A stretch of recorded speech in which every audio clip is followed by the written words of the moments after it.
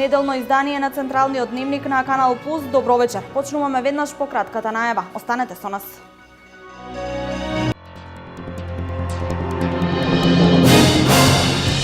До крајот на август политичките партии треба да го договорат датумот за избори. Кога ќе има избори зависи единствено од СДСМ, смета вице-премиерот и министер за надворешни работи Никола Поповски.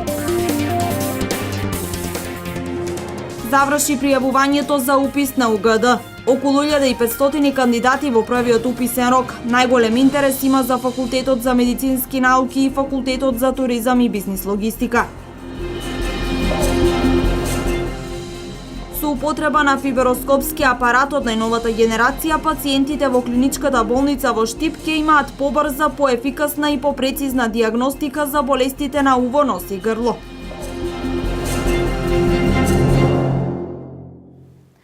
До 31 август уште еднаш политичките партии треба да седнат на заедничка маса и финално да го договорат датумот за избори.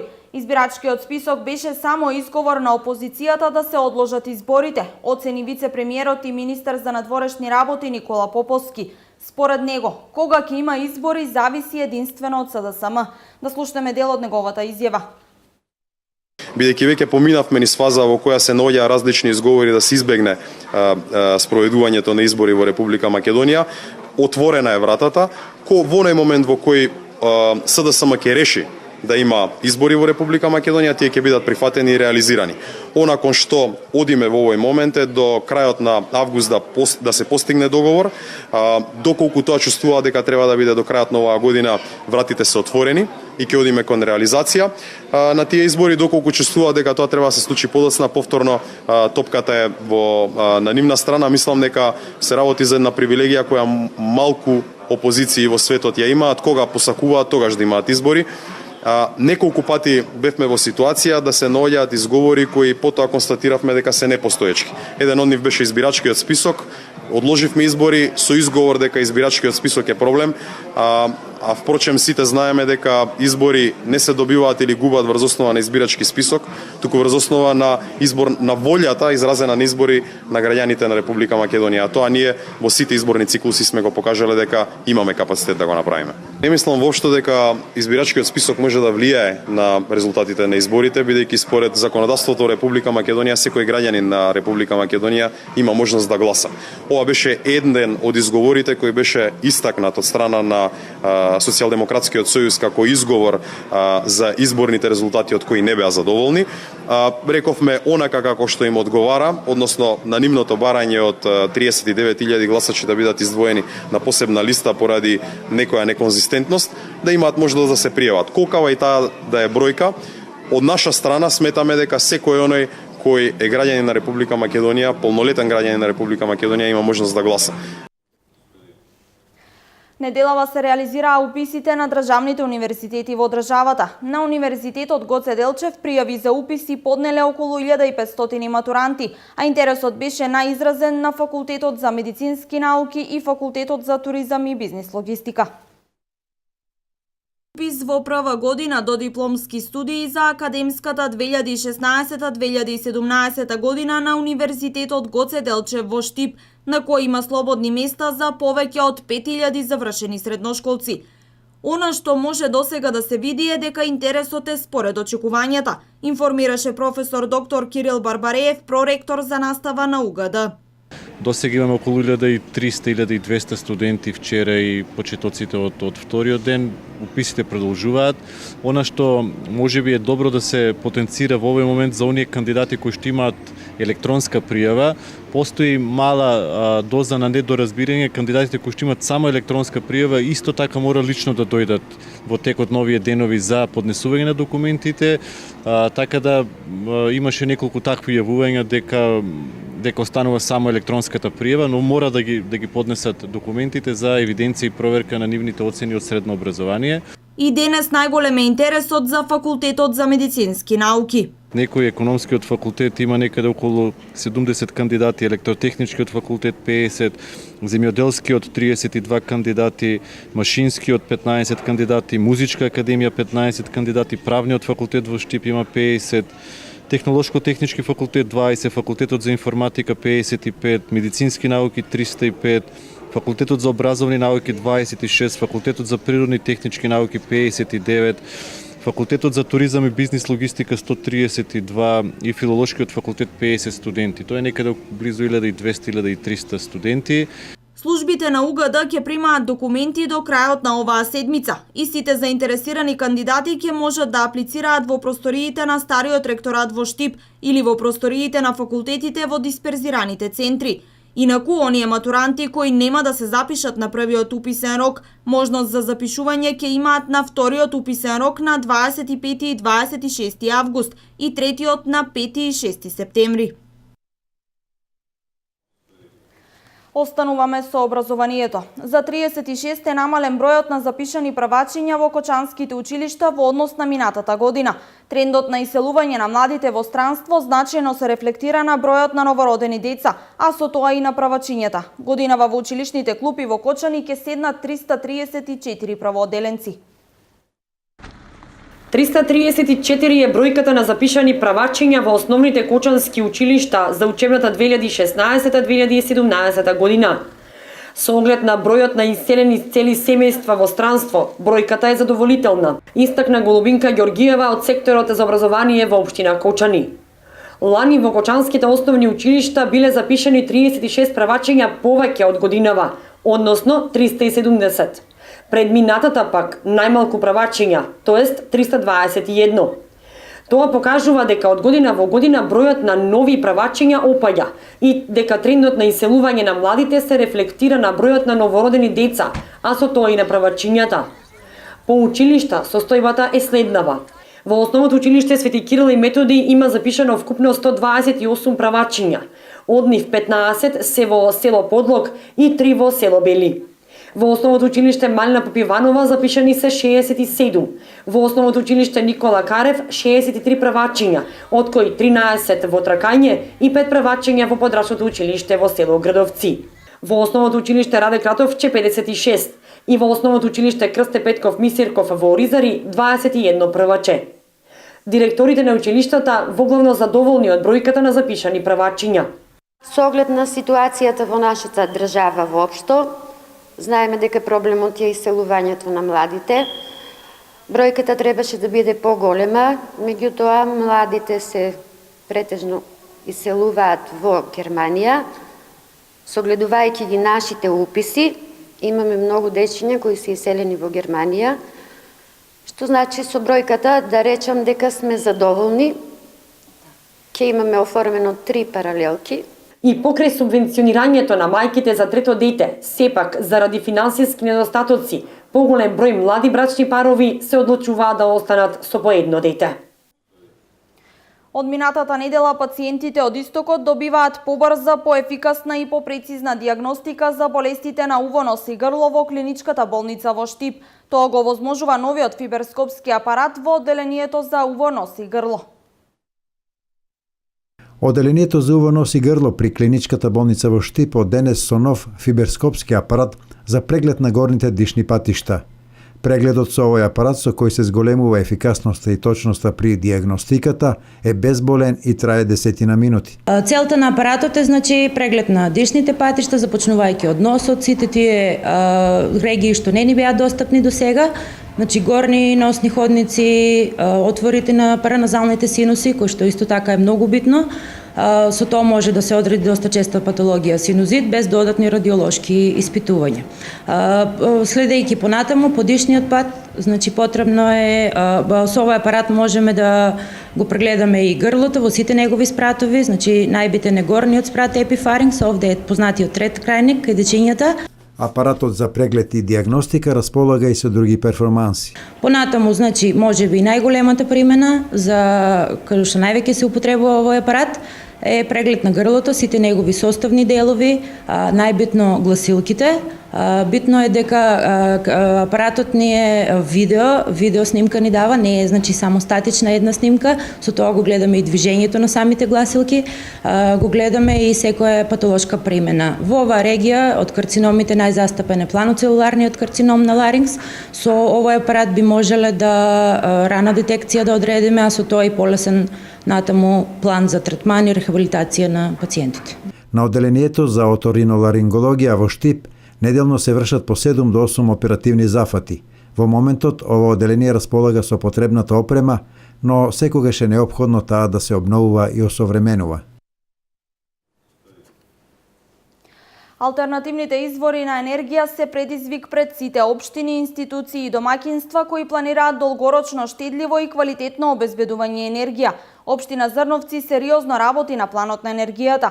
Готова е студијата во која се инвестирани вкупно 96.000 евра, од кои 40.000 евра се наменети за општината. Општина Зрновци подготви студија за искористување на алтернативните извори на енергија, сончевата, ветерот и водата, која е работена со општината Белица од Република Бугарија во рамките на прекограничната соработка.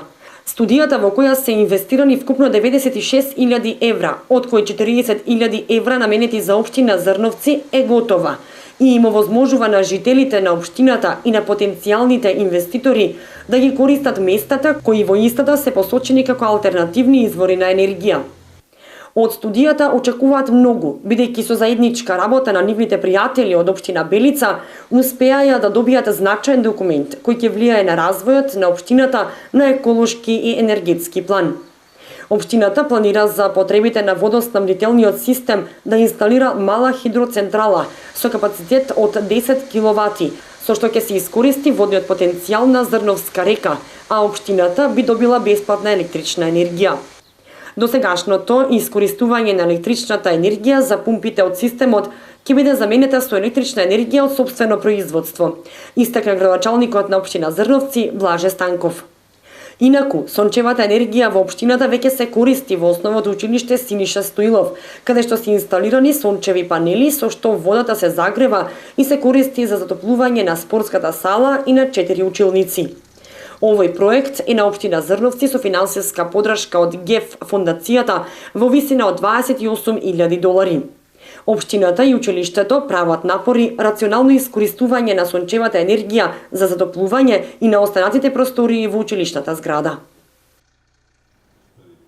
Трговијата со храна надвор од пазарниот простор е проблем кој е присутен во сите општини. И покрај законските санкции за тргување со храна во несоодветни услови, оваа навика не се искоренува ниту кај продавачите, ниту кај купувачите. Штипското јавно предпријатие ИСАР во координација со надлежните инспекцијски служби ќе стави крај на оваа појава. Јавното предпријатие ИСАР преку работната единица Градски пазар во координација со надлежните инспекцијски служби и полицијата ќе спроведе акција за отстранување на дивите продавачи по тротоарите и паркиралиштата околу пазарот. Од денес започнуваме на голема акција за отстранување на сите диви продавачи. Во наредните денови се надевам дека ќе нема ни еден див продавач кој продава надвор од пазарот, бидејќи тие се нелегални. Ние како јавно предпријатие инвестиравме 14 милиони денари, направивме еден европски пазар, да сите продавачи и сите граѓани на град Штип имаат идеални услови за продавање. Сето оно што се наоѓа надвор од пазарот, можеме да кажеме дека не подлежи на инспекцијски надзор, дека не подлежи на ветеринарни контроли од Агенцијата за храна и ветеринарство, така да ние на граѓаните гарантираме сето оно што е на пазарот дека е здраво, дека е исправно. Ценовникот за закуп на тезги на градскиот пазар е со символични цени и е непроменет со години. Затоа и изненадувачка е појавата да се продава на несоодветни места наместо во современо уредениот дел. Цените не се променети 20 години. Значи имате дневна резервација 400 динари. Од вредноста на продадената роба 2000 динари месечна, значи испаѓа 70 динари од ден. Место имаме доволно за сите што продават по улиците и околу пазарот има доволно место и плюс останува, значи пазарот е искористен моментално околу 60-70%. Со реконструкцијата и со другите зафати на градскиот пазар се создадува услови за квалитетна размена и продажба на земјоделски производи. Пазарот располага со над 500 продажни места кои ги задоволуваат потребите и во пазарните денови. Треба секој да си влезе во пазарот и да си продава тук. Не е фер, значи некој да плаќа, а некој да на страна да препродава. Оние кои продаваат со години бараат состојбата да се промени. Со следниот прилог одиме во Берово, каде финишираат подготовките за празникот на градот. Со низа реализирани проекти во оваа изминатата година, Берово интензивно ја подготвува програмата за одбележување на 23 август. Општина Берово оваа година, 23 август, денот на градот, ќе го прослави со промоција на голем број на реализирани проекти. Берово полека, но сигурно се впишува во картата како вистинско туристичко место и со својата природа и подобрена инфраструктура, секоја година привлекува се повеќе туристи од натрешноста на Македонија, но и од странство. Во периодот од август 2015 до август 2016 година, општината предводена од градоначалникот Драги Наџински реализираше голем број на проекти, кои резултираа со реконструкција и изградба на голем број на улици и локални патишта, изградба на спортски терени, како во градот, така и во селските средини, подобрување на условите во образованието, здравството и културата.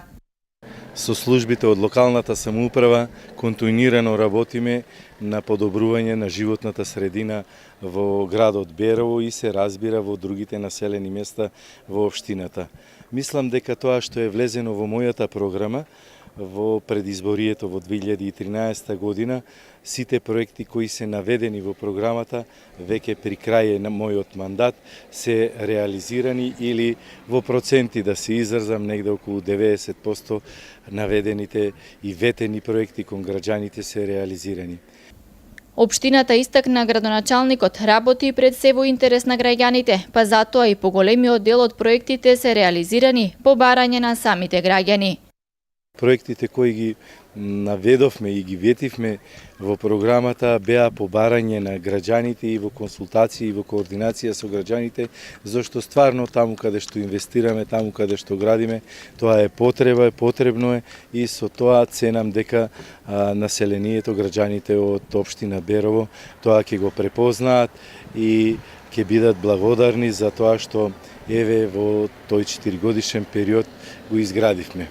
Се разбира, ние тука нема да застанеме, ќе ги дозавршиме, се надевам и другите останати проекти кои се во програмата и нормално проекти кои имавме можност, а не беа планирани, не беа ставени во програмата, а имавме можност и обезбедивме финансиски средства за истите, ги изградивме, како што е случајот со старечкиот дом кој веќе една година, година и пол функционира и уште многу други такви проекти кои се надевам и тие се од огромно значење за нашите сограѓани.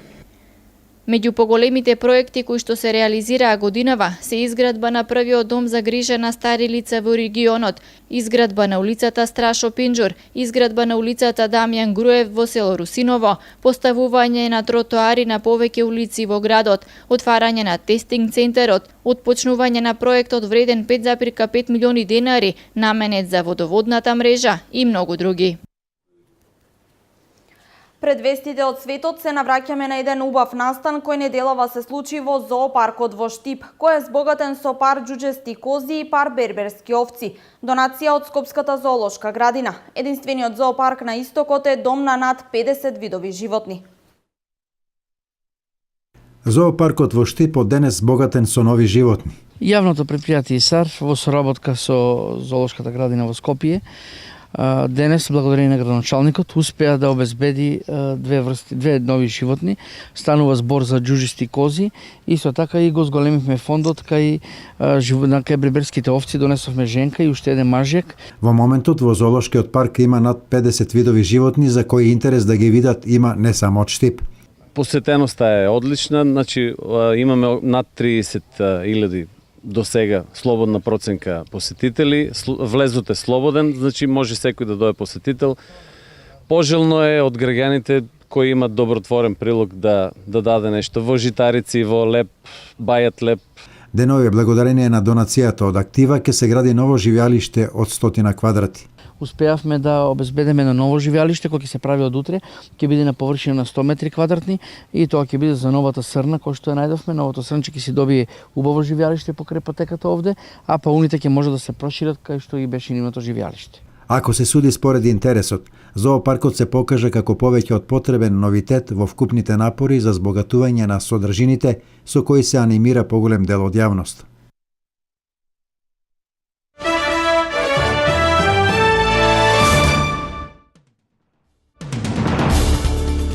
Бројот на жртвите од бомбашкиот напад извршен во југоисточниот турски град Газиантеп достигна 50 лица, информира гувернерот на округот Газиантеп, цитиран од светските агенции.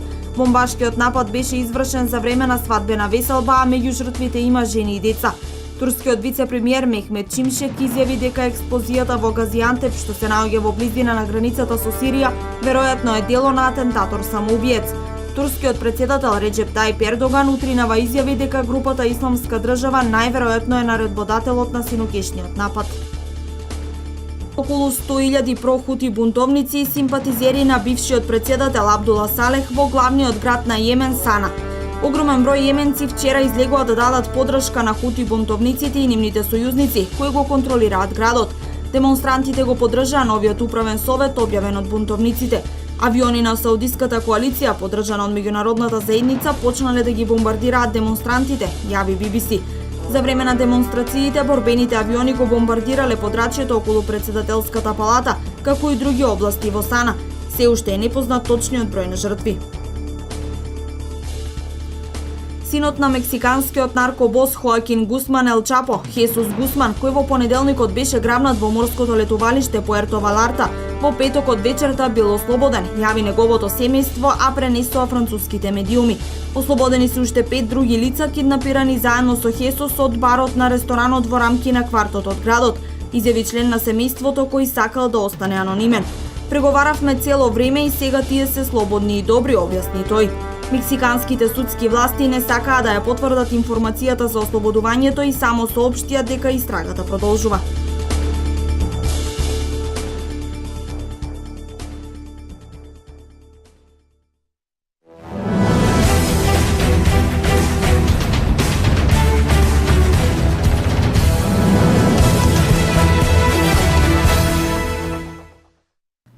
Бразил се ослободи од олимписката клетва и за прв пат освои златен медал за олимписки игри. Бразилците во финалето одиграно на Маракана дури по изведувањето на пеналите успеа да ја совлада Германија со 6:5. Надпреварот во регуларниот дел заврши 1:1, а истиот резултат остана и по дополнителните 30 минути. Надпреварот започна со отворена игра и прекрасен фудбал на преполната Маракана. Бразил прв го отвори резултатот победувајќи со 1:0, а стрелец на голот беше Неймар со прекрасен удар од слободен удар. Германија во продолжение создаде 2 до 3 добри шанси за гол, но не успеа да го совлада голманот на Бразил. На почетокот на второто полувреме германските фудбалери во 59-та минута израмнија по голот на Макс Меер на 1:1. Како што одминуваше времето и двете екипи стануваа се попредпазливи, па и поради тоа надпреварот влезе во дополнителни 30 минути. Во нив посериозна прилика за гол имаше Филипе Андерсон во 107-та минута, но биеше покрај голот, па остана победникот да биде решен по ударите од белата точка. Во првите 4 серии двете екипи погодуваа, а победникот се одлучи во решавачката 5-та серија. Најпрво Евертон го одбрани ударот на Петерсен, а Неймар беше прецизен за конечна победа и победа по која славењето на Маракана можеше да започне.